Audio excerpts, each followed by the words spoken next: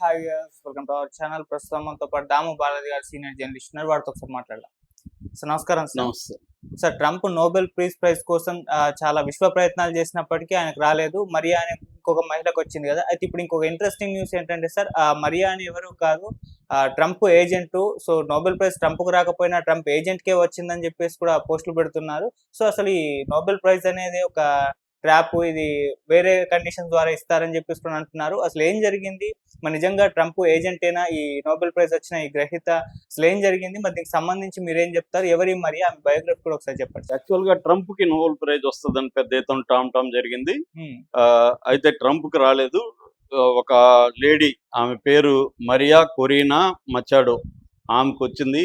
ఆమె తనకి Nobel prize రావడానికి తన ప్రజలు, అంటే వెనిజువలా అనే ఒక దేశానికి సంబంధించిన ఆమె గురించి చెప్తాను. సో ఆ ప్రజలకు, ట్రంప్కు థ్యాంక్స్ చెప్పింది ఆమె. అట్లాగే తన నోబెల్ ప్రైజ్ అవార్డును ట్రంప్కు డెడికేట్ చేస్తున్నట్టు ప్రకటించింది. దాని తర్వాత ట్రంప్ ఆమె ఇచ్చిన ప్రకటనని తన ట్రూత్ సోషల్లో షేర్ చేశాడు. ఇది ఒక షాక్ గురైనారు జనం. ఎవరో ఒక నోబెల్ ప్రైజ్ ఇచ్చిన ఆవిడ ట్రంప్కి థ్యాంక్స్ చెప్పడం, ట్రంప్కి అంకితం చేయడం అంటే ట్రంప్ గొప్పోడనే కదా, ఈమెకంటే గొప్పోడని కదా అర్థం. అంటే ఈమె శాంతి ఎందుకు ఇచ్చారు ఈమెకి? ఆ దేశంలో వెనిజువాలాలో శాంతిని నెలకొల్పడానికి, డెమోక్రసీ కోసము ఆమె పోరాడుతుంది కొన్ని ఏళ్ల తరబడి అని ఇచ్చారు. మరి ఆమె ట్రంప్కి అంకితం ఇచ్చి ట్రంప్కి థ్యాంక్స్ చెప్తే అర్థం ఏంటి? సో ఇప్పుడు అందరికి డౌట్ వచ్చింది, ఏందిరా ఇది? మామూలుగా అయితే ట్రంప్ అసలు ఇదంతా పెద్ద స్కీమ్ ఏమో, ట్రంప్ నిజానికి అవార్డు ఆశించలేదు. ఎందుకంటే జనవరి 31కే నామినేషన్స్ అయిపోయినాయి. ఈయన అప్పటికెంత వచ్చి కొన్ని రోజులు మాత్రం అయింది అధికారంలోకి వచ్చి. ఆ తర్వాత నేను 8 యుద్ధాలు ఆపాను, 7 యుద్ధాలు ఆపాను, ఏవో ప్రగల్భాలు పలుకుతున్నాడు. కానీ అవన్నీ లెక్కలేక రావు. ఆల్రెడీ నామినేషన్లు ఎప్పుడు అయిపోయినాయి. నామినేషన్లు అయిపోయినాక ట్రంప్ నాకు శాంతి బహుమతి అని అడగడం అనేది విచిత్రమైంది. రెండోది, ఇంకొక విచిత్రం ఏంటంటే, ఈయనకి రికమెండ్ చేసిన 2 దేశాలు ఎవరు? ఒకటి ఇజ్రాయెల్, 2 పాకిస్తాన్. పాకిస్తాన్ ఏమో నిరంతరం టెర్రరిజాన్ని ప్రోత్సహిస్తూ మన దేశంలో అమాయకుల్ని చంపిస్తూ, వాళ్ళ దేశంలో కూడా టెర్రరిజం పేరుతో మొన్న కూడా చెప్పాను నేను వీడియో, ఖైబర్ పఖ్తూన్ఖ్వా ప్రాంతంలోనే 1,00,000 మంది పైన చంపింది పాకిస్తాన్. ఇప్పటికి కూడా రోజు అక్కడ ఏరియల్ స్ట్రైక్స్ అంటారు, ఎయిర్క్రాఫ్ట్తో పోయి బాంబులు వేస్తుంది, ప్రజల్ని చంపుతుంది.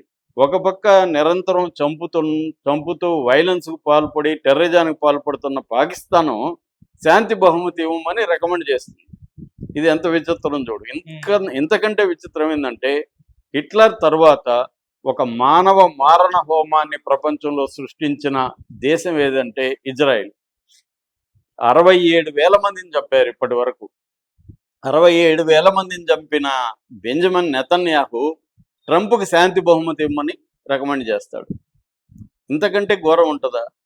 అంటే 67,000 మందిని చంపి ఆ బ్లడ్ ముఖానికి, శరీరానికి పూసుకున్న బెంజమిన్ నెతన్యాహు ట్రంప్కి శాంతి బహుమతి ఇవ్వమంటాడు. దాన్ని బట్టి ఆ శాంతి బహుమతి ఎలాంటిదో మనకు అర్థమైపోతుంది కదా, ఎంత స్కామ్ ఇదంతా అర్థమవుతుంది కదా.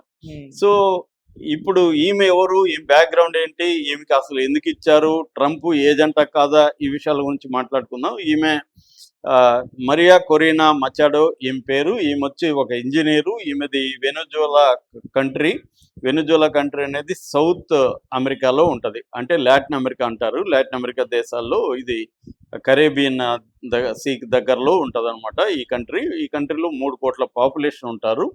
ఈ కంట్రీలో ఈమె ఇంజనీర్గా ఉండి దాని తర్వాత రాజకీయాల్లోకి వచ్చి అపోజిషన్ లీడర్గా ఎదిగింది. దాని తర్వాత వెనజులా అనే ఒక ఫోరం పెట్టింది. సో ఈమె వచ్చి ముందు నుంచి కూడా అమెరికా ఫండ్ తీసుకుంటూ ఉంది. అమెరికాలో ఉండే NED అంటారు, నేషనల్ ఎండోమెంట్ ఫర్ డెమోక్రసీ అనే ఒక సంస్థ ఈమెకు ఫండ్ ఇస్తుంది. ఆ ఫండ్ తీసుకొని ఈమె పోరాడుతుంది అనమాట. అంటే లాటిన్ అమెరికాలో మొదటి నుంచి కూడా దీని మీద చాలామంది సోషలాలజిస్టులు పుస్తకాలు కూడా రాశారు. నేను కూడా ఒక అనువాదం కూడా చేశాను దీని మీద. నా అనువాదం కూడా పత్రికలు వచ్చేయింది. అంటే లాటిన్ అమెరికాలో ముందు నుంచి NGOలని క్రియేట్ చేసి అక్కడ పోరాడుతున్న ఇంటలెక్చువల్స్ని, ఆర్గానిక్ ఇంటలెక్చువల్స్ అంటారు వాళ్ళని, ఆర్గానిక్ ఇంటలెక్చువల్స్ని కరప్ట్ చేసేసి వాళ్ళని ఏజెంట్లుగా ఎలా మార్చింది అమెరికా అనేది చాలా మంది సోషాలజిస్టులు రాశారు అనమాట. సో అలాగా ఈమెకి కూడా అమెరికా నుంచి ఫండ్ వస్తుంది. ఈ ఫండ్తో ఈమె అక్కడ పోరాటాలు చేస్తూ ఉంటుంది. సో ఈమె వచ్చి అమెరికా ఏజెంట్గా ఎప్పటి నుంచో ముద్రపడింది. ఆల్రెడీ దేశద్రోహిగా వాళ్ళ దేశం 2005లో ఆమెను దేశద్రోహిగా ట్రైటర్ అని కూడా ప్రకటించారు. ఈమె 2005లో జార్జ్ డబ్ల్యూ బుష్ని కలిసింది. దాని తర్వాత మొన్న కూడా డిక్ డర్బిన్ అని, జియాన్ షహానా అని సెనేటర్లను ఇద్దరిని కలిసింది. సో ఈమె అమెరికా గైడెన్స్లో, ట్రంప్ గైడెన్స్లోనే పనిచేస్తుంది. పైగా ఈమె ఎంత ఘోరమైందంటే వాళ్ళ దేశం మీద ట్రంప్ ఆంక్షలు విధిస్తే, అంతకుముందు బుష్ దగ్గర నుంచే ఒబామా, బుష్ అందరూ వాళ్ళ దేశం మీద ఆంక్షలు విధిస్తున్నారు. అవి ఎందుకనేది తర్వాత చెప్తా. విధిస్తూ ఉంటే ఈమె సపోర్ట్ చేస్తుంది.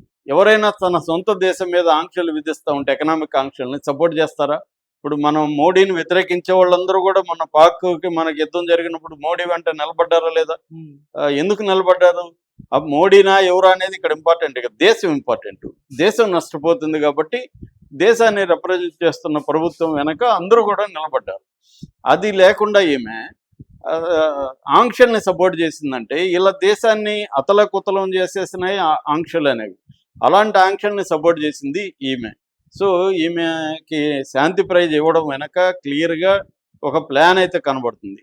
అసలు ఈ వెనిజులా కంట్రీ పరిస్థితి ఏందనేది, అంటే మనకు టైం సరిపోదు కానీ నేను బ్రీఫ్గా చెప్తాను. ఈ వెనిజులా కంట్రీలో ఫస్ట్ అర్థం చేసుకోవాల్సింది ఏంటంటే, మనకు ఆయిల్ దేశాలు కొన్ని ఉంటాయి కదా. మామూలుగా ప్రపంచంలో 1.73 ట్రిలియన్ బ్యారల్స్ ఆయిల్ ఉంది వరల్డ్ వైడ్గా. అందులో 50% 5 దేశాల దగ్గర ఉంది. 5 దేశాల నెంబర్ 1 ఏది తెలుసా? ఏది ఉండొచ్చు నెంబర్ 1? మామూలుగా అందరూ ఏమనుకుంటారు? గల్ఫ్ కంట్రీస్ అనుకుంటారు. సౌదీ అరేబియా, కువైట్ ఇవి కదా అనుకుంటారు అందరూ.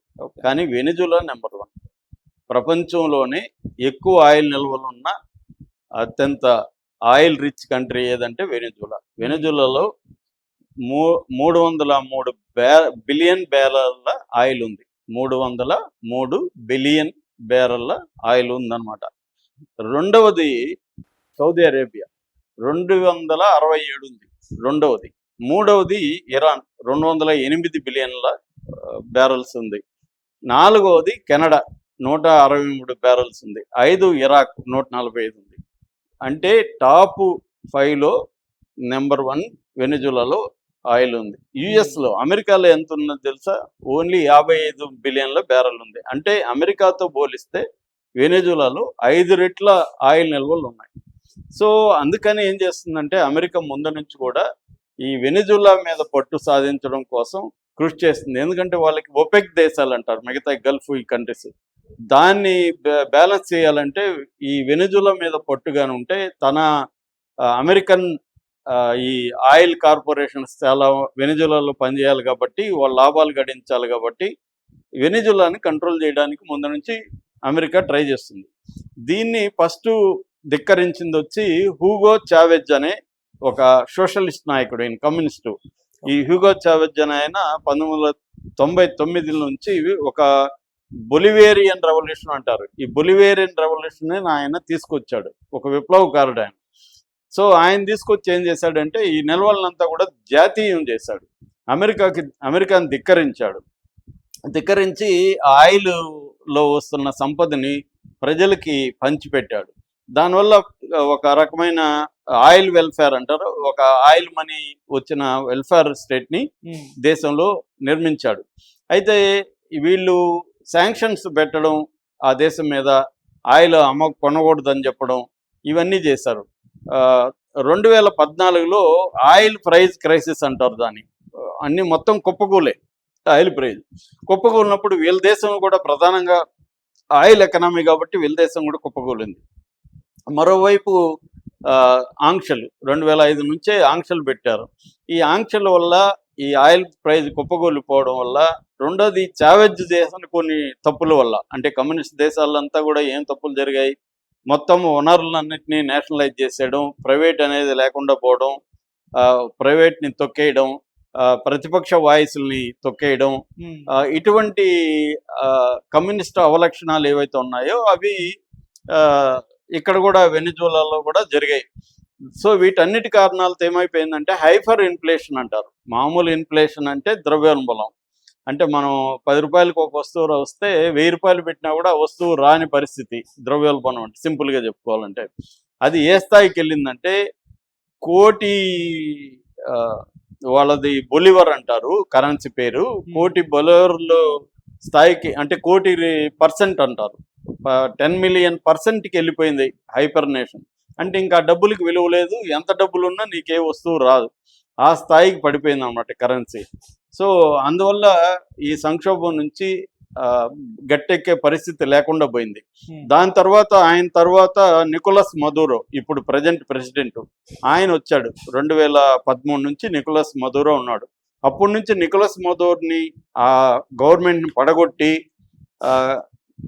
గువైదో అని ఉంటారు ఇంకొక ఆయన, ఈ గువైదో అనేవాడిని పెట్టాలనేది ప్లాన్. సో దాదాపు 50 దేశాలు ఈ గువైదోని సపోర్ట్ చేస్తాయి అమెరికాతో సహా. ఓన్లీ చైనా, రష్యా, తర్వాత ఇరాక్, ఇరాను, టర్కీ, ఈ దేశాలు మాత్రమే ఇతన్ని నికోలస్ మదూరోని సపోర్ట్ చేశాయన్నమాట. సో ఇప్పుడు ఏమైంది, ఇటు చైనా అక్కడ పెట్టుబడులు పెట్టి ఇన్ఫ్రాస్ట్రక్చర్ మీద పెట్టుబడులు పెట్టింది, రష్యా లోన్స్ ఇచ్చింది, తర్వాత మిలిటరీ ఇంటెలిజెన్స్, మిలిటరీ అధికారులను అక్కడికి పంపించింది తోడుగా. ఇరాన్ కూడా వాళ్ళకి ఆయిల్ సప్లై చేసింది. ఎందుకంటే ఆ దేశంలో ఆయిల్ ఎవరు కొన్నప్పుడు ఏమైపోయిందంటే వాళ్ళకి ఎకనామిక్ కొలాప్స్ అయినప్పుడు క్రూడ్ ఆయిల్ని దాన్ని ఆయిల్గా మార్చాలి కదా, క్రూడ్ నిల్వలను ఆయిల్గా మార్చే టెక్నాలజీ కానీ దాని మీద ఇన్వెస్ట్మెంట్ లేకుండా పోయి ప్రపంచంలోనే అత్యంత ఆయిల్ నిల్వలు ఎక్కువగా ఉన్న దేశంలో ఆయిల్ లేకుండా పోయింది. మనకి ఎక్కడ చూసినా పెట్రోల్ బంకుల ముందు డ్రైవర్లు కార్లు వెహికల్స్ పెట్టుకొని కిలోమీటర్ల క్యూలో కనబడతారు ఆ వీడియోలు చూస్తే. ఎందుకు, వాళ్ళ సంక్షోభం అలా ఉందన్నమాట. ఆయిల్ ఉన్నప్పటికీ వాళ్ళకి ఆయిల్ లేని పరిస్థితిలోకి వెళ్ళిపోయింది, అందుకని ఇరాన్ సప్లై చేయాల్సి వచ్చింది. సో దీంతో ఎప్పుడైతే ఇక్కడ సంక్షోభం పెరిగిందో ఆ దేశంలో ఈ మదూరో గట్టిగా నిలబడ్డారు. ఈ మదూరో ప్రభుత్వాన్ని కూలదోసేసి తనకు అనుకూలమైన ఈ గువైదో ప్రభుత్వాన్ని ఏర్పాటు చేయడం కోసం అమెరికా ఏం చేస్తుందంటే ఈమెని, ఇలాంటి వాళ్ళని వాడుకుంటుంది. కొరీనా లాంటి వాళ్ళని వాళ్ళకి ఫండ్ ఇచ్చి ప్రజల్ని ఆల్రెడీ ప్రజల అసంతృప్తి ఉంటుంది సంక్షోభంలో, ఈ ప్రజల్ని రెచ్చగొట్టి ఆ ప్రభుత్వాన్ని కూలదోయడం కోసం ఇతను ఎకనామిక్ శాంక్షన్స్ విధించడం, అక్కడ అంతర్యుద్ధాన్ని ప్రేరేపించడం, తర్వాత డిప్లొమాటిక్ ఐసోలేషన్ 50 దేశాలు ఇప్పుడు బ్యాన్ చేశాయి దీన్ని. సో ఇలా ట్రంప్ కానీ అంతకుముందు ఉన్న వాళ్ళు కానీ ఈ దేశం మీద ఒక రకమైన నిర్బంధం చేసి వాళ్ళ ప్రజల్ని పీల్చి చేశారు. దానివల్ల ఏమైందంటే దాదాపు 80 లక్షల మంది ప్రజలు, 3 కోట్ల పాపులేషన్లో 80 లక్షల మంది ప్రజలు విదేశాలకు వెళ్ళిపోయారు ఇక్కడ నుంచి. సో అది కూడా ఒక కారణం. అంటే ట్రంప్ గెలవాలంటే ఓట్లు కావాలి కాబట్టి ముఖ్యంగా ఫ్లోరిడా లాంటి దేశాల్లో లాటిన్ అమెరికన్ ప్రజలు ఎక్కువ ఉంటారు, వాళ్ళ ఓట్లు పడాల కోసం కూడా ఈ వెనెజులా లాంటి వాటి మీదకి దౌర్జన్యంగా వెళ్ళాలని కూడా ట్రంప్ అనుకున్నాడు. కానీ రష్యా, చైనా, ఇరాను ఇలాంటి అండ ఉండడం వల్ల కొద్దిగా వెనకడుగేస్తున్నాడు.